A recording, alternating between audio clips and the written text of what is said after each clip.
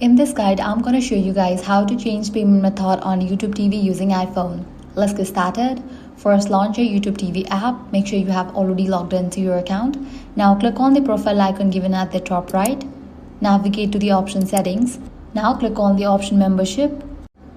Next, look for the billing or payment method section over here. Tap update or change payment method next to your current payment information. You can then add a new credit card, debit card, or another supported method option. Enter the required payment details carefully and save the changes. After the new payment method is added successfully, you can set it as your primary payment option for future YouTube TV charges. If a YouTube TV subscription is billed through Apple, you will need to update your payment method to your iPhone settings instead. For that, launch settings. Click on your Apple ID given at the very top.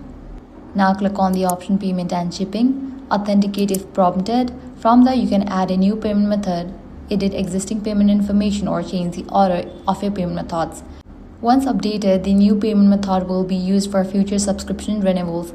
And that's it. If this guide helped you out, do not forget to like, share, and subscribe.